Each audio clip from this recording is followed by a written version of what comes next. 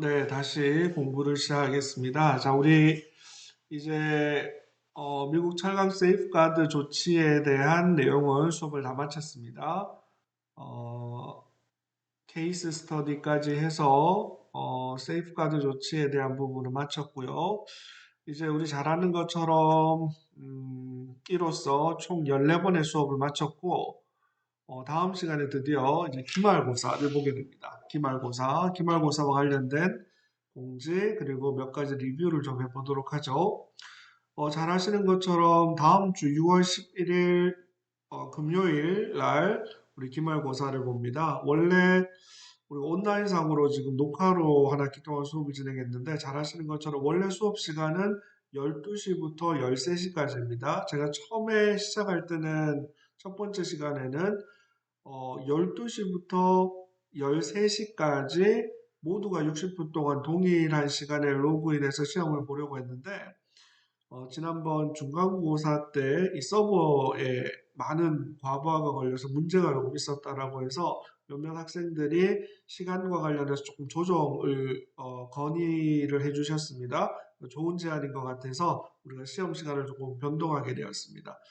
여러분들이 그 기말고사를 보기 위해서 로그인 할 수 있는 시간대는 13시 20분에서 15시까지 로그인 하실 수 있습니다. 그리고 로그인으로부터 60분 동안 시험을 보실 수 있습니다. 12시 20분에 들어오셔서 시작해도 되고요. 12시 30분에 들어오셔도 됩니다. 가장 늦게는 14시에는 들어오셔야지 60분 시간을 다 활용할 수 있겠죠. 경우에 따라서는 절대 그러면 안 되지만 14시 10분에 들어오게 되면 15시가 되면 이게 닫혀지기 때문에 50분 만에 끝내야 됩니다. 그러니까 여러분들의 로그인은 반드시 13시 20분에서부터 14시까지는 로그인을 하셔야 됩니다. 각자 조금의 시간차를 두고 들어오면 서버에 문제가 없지 않을까 싶습니다. 그리고 다른 과목들 동일한 시간대에 진행되는 경우에 12시경에 아마 로그인하는 경우가 많을 거라서 서버상에 이렇게 시간을 조정하면 큰 문제가 없지 않을까 생각이 듭니다. 여하튼 우리는 13시 20분부터 15시까지 1시 20분부터 3시까지 로그인이 가능하고요. 로그인한 후로부터 60분 동안 시험을 진행하게 됩니다. 제가 학기 초에 말씀드린 것처럼 총점 100점 만점으로 상대평가가 진행됩니다. 총점 100점 만점으로 상대평가가 진행된다. 첫 번째, 기말고사가 80점입니다. 여러분이 다음 주에 보게 될 기말고사, 이 교육 포털 시스템을 통한 객관식 40문항이 출제되고요. 한 문제당 2점의 점수가 배점이 됩니다. 그리고 그 학생들마다 문제 나오는 순서가 다 좀 달라집니다. 학생들에 따라서 문제에 나와 있는 보기의 순서도 달라집니다. 그래서 시험을 옆에 학생들이 코로나 기간이니까 같이 아마 그러지 않겠지만 혹여 옆에 같이 앉아 있어도 문제의 순서가 다 달라지기 때문에 별 의미가 없을 것 같습니다. 그냥 주어진 시간 동안 열심히 여러분들 스스로 시험을 보는 게 맞을 것 같습니다. 시험 범위는 제가 수업 시간에 말씀드린 내용, 그리고 수업 시간에 나누어 드린 수업 자료를 중심으로 출제된다라는 말씀 드리겠습니다. 자, 그리고 출석의 시점입니다. 제가 여러 번 말씀드렸죠. 한 번 결석하게 되면 마이너스 1점을 받게 되고요. 한 학기 수업 일수의 4분의 1에 해당되는 4번 이상 결석을 하게 되면 학칙에 따라 F학점을 받게 됩니다.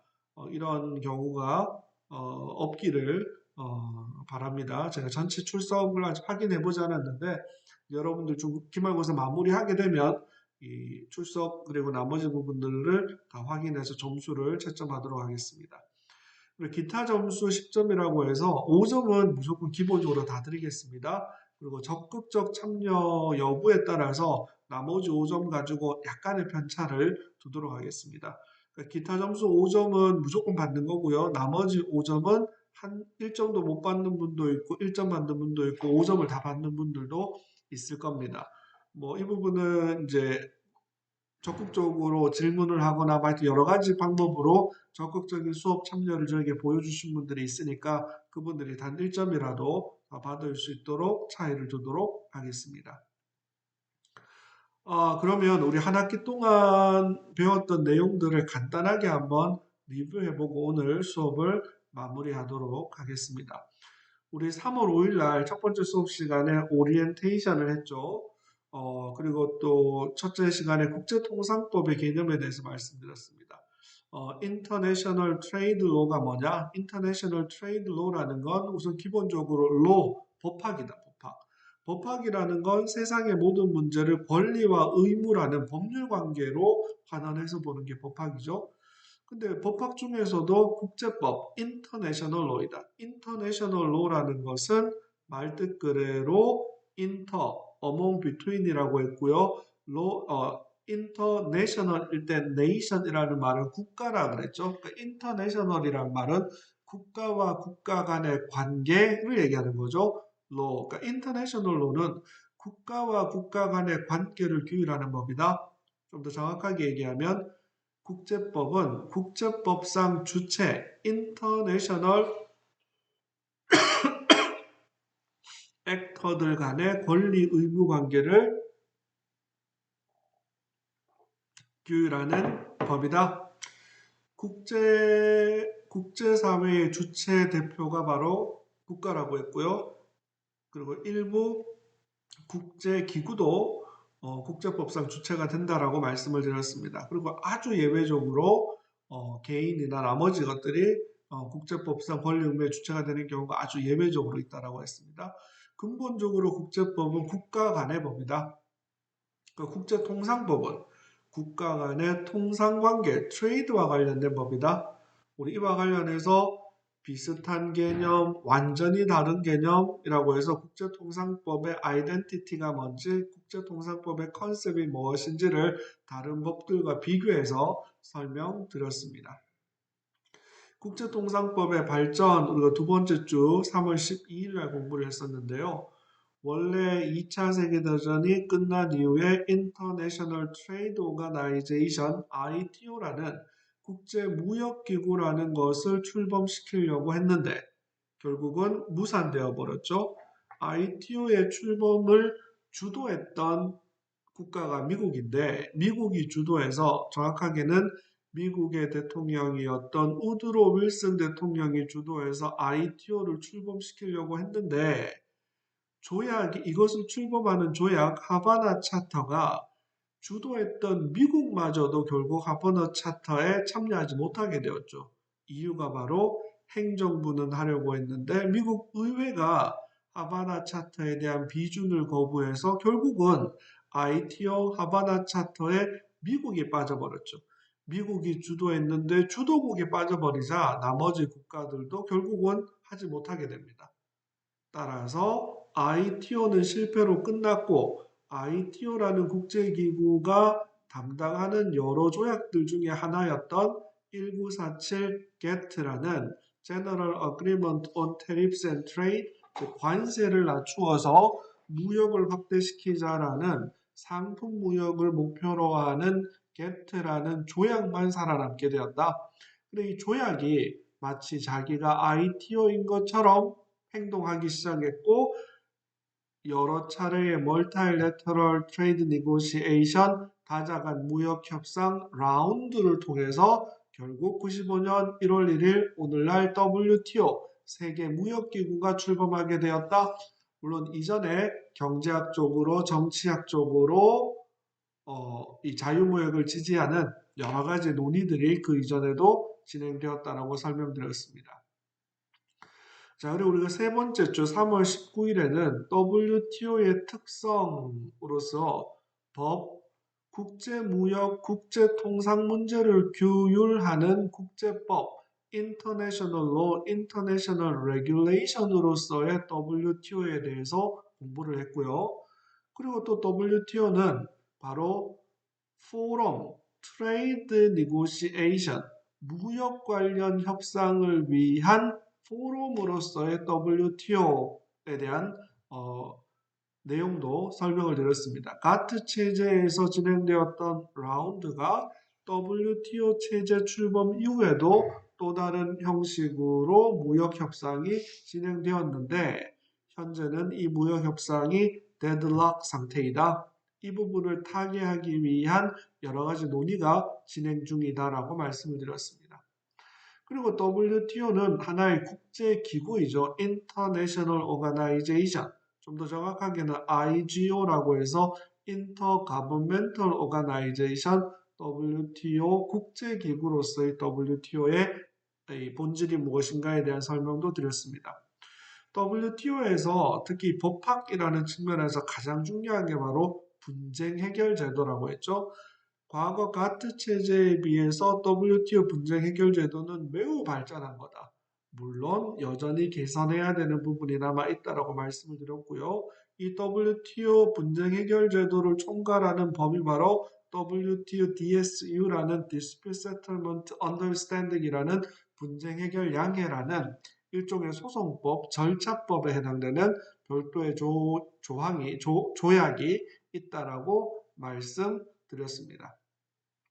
우리가 오늘 했던 이 US Steel Safeguard라는 이 사건도 결국은 WTO 분쟁 해결 제도 하에서 처리된 사건이죠. 무엇에 따라서 DSU WTO 분쟁 해결 양해라는 소송법에 따라서 절차법에 따라서. 자, 그리고 우리 6주에는 4월 9일 날 WTO의 기본 원칙 최혜국 대우의 원칙 MFN 트리트먼트라는 것을 배웠습니다. 이게 얼마나 중요하냐면 가트 제1조의 내용이 바로 MFN 트리트먼트라고 말씀드렸습니다. MFN 트리트먼트라는 말은 최고로 혜택받는 국가처럼 대해주기라는 원칙이라고 했습니다. 다른 말로 하면 수입 상품과 수입 상품 간에 차별하면 안 된다. 모든 수입 상품을 수입 서비스를 평등하게 대해줘라. Non-discrimination between imported products, imported services. 수입 상품 서비스 간에 차별하면 안 된다. WTO 비차별 원칙의 대표가 바로 최혜국 대우의 원칙이라고 했습니다. 이 최혜국 대우의 원칙의 대표적인 사례 중에 하나가 바로 뭐라고 했죠? 우리가 이번 학기에는 배우지 않았는데 FTA, Free Trade Agreement라는 자유무역 협정이 바로 최혜국 대우의 예외 중에 하나라고 했죠. 두 번째로 우리는 National Treatment라고 해서 내국민 대우의 원칙이라고 해서 내국민 대우라는 말은 수입 상품과 국산품 간에 차별하지 마라. Non-discrimination between imported and domestic products 혹은 services도 포함되는 거죠. 최혜국 대우의 원칙, 내국민 대우 원칙 이 둘을 합쳐서 우리가 비차별의 원칙이다라고 표현하기도 했습니다. 그리고 WTO의 기본 원칙 중에 하나가 바로 Elimination of Quantitative Restriction, 수량 제한 금지의 원칙이라고 해서 WTO는 원칙적으로 숫자로 제한하는 것, 쿼타는 금지이다 라는 원칙을 배웠고요. 우리가 8주에는 4월 23일에는 WTO 기본 원칙에 대한 예외로서 원칙적으로 우리는 체육 대우, 내국민 대우, 수량 제한 금지의 원칙을 다 따라야 되는데 exception이 있다 그랬죠. 그 exception 중에 waiver라는 게 있다 그랬고요. 의무 면제라는 제도가 있다 그랬고 또 중요한 게 가트 제20조 하에 general exception 일반적 예외 조치로서 예외로 정당화되는 것들이 있다라고 배웠습니다. 너무너무 중요한 내용들이죠. 자, 그리고 제9주 4월 30일에는 WTO 기본 원칙의 적용이라고 해서 케이스 스터디 우리가 하나 했었고요. 두 번째 WTO 기본 원칙에 적용해서 케이스 스터디 2에서 두 가지의 케이스 스터디를 공부했었습니다. 그리고 5월 14일 제11주에는 공정무역을 위한 무역규범 첫 번째 엔타이 덤핑, 반덤핑 조치에 대해서 공부를 했었습니다. 그리고 5월 21일 제12주에는 공정무역을 위한 무역규범 두 번째 대상으로서 보조금과 보조금에 대한 상계관세 조치에 대해서 공부를 했었습니다.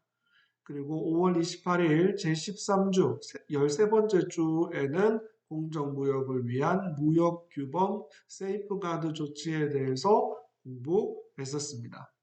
자, 그리고 이제 오늘 우리가 6월 4일 제14번째 주 공부로서 주제로서 공정무역을 위한 발걸음 케이스 스터디를 공부했습니다. 바로 오늘 미국의 조지 W. 부시 대통령이 취했던 US Steel Safeguard라는 이 조치, 철강 수입품에 대해서 미국 정부가 취했던 세이프가드 조치와 관련된 WTO 사건을 오늘 케이스 스터디로 다루어 보았습니다. 그리고 이제 다음 주 6월 11일 에는 15번째 주로 수업이 아니라 기말고사를 본다고 말씀드렸습니다. 다시 한번 더 기억하세요. 6월 11일 금요일 13시 1시 20분에서 15시 오후 3시까지 로그인이 가능하고 로그인한 이후로부터 60분 동안 40문제 객관식 시험을 본다. 기억하시고요. 그리고 우리 다음 학기에는 2021년 2학기에는 이제 국제통상법 2과목이 진행되게 됩니다. 뭐 이번 학기에 저랑 같이 재미있게 공부하셔서 감사드리고요. 비록 우리가 온라인으로 코로나 때문에 온라인으로밖에 수업을 못해서 많이 아쉬움이 있지만 그래도 적지 않은 수의 학생들이 저랑 메일로 또 질문을 하고 대답을 할 수 있어서 감사했습니다. 다음 학기에 또 이제 국제통상법 2과목이 진행되는데 코로나 상황 때문에 이 대면 강의가 가능할지 여부는 저도 잘 모르겠습니다. 여하튼 학교에서 결정하는 대로 진행할 거고요. 뭐 하여튼 다음 학기에 마지막 몇 번의 수업이라도 대면으로 여러분을 만나 뵐 수 있기를 소망해 봅니다. 국제통상법 공부가 유익하고 재미있었던 분들은 다음 학기에도 함께 볼 수 있기를 기대합니다. 자, 그러면 이제 한 학기 동안 공부하시느라고 너무너무 수고하셨습니다. 특히 온라인이라는 이 매체를 통해서 여러분들을 만나다 보니까 저도 조금 불편하고 힘들었지만 여러분들도 많이 불편하고 힘들었을 거라고 생각합니다. 그럼에도 불구하고 한 학기 동안 열심히 수업 따라와 주셔서 감사드리고요. 다음 주에 있을 시험도 최선을 다해서 공부하셔서 좋은 성적 얻을 수 있기를 바랍니다. 제가 말씀드렸던 것처럼 이게 상대평가로 이게 규정상되어 있어서 더 좋은 점수를 모든 분들에게 드리고 싶지만 그러지 못한다라는 거 양해해 주시고요. 여하튼 공정하게 최선을 다해서 평가하도록 하겠습니다. 한 학기 동안 수고하셨고 행복한 방학 보내시고요.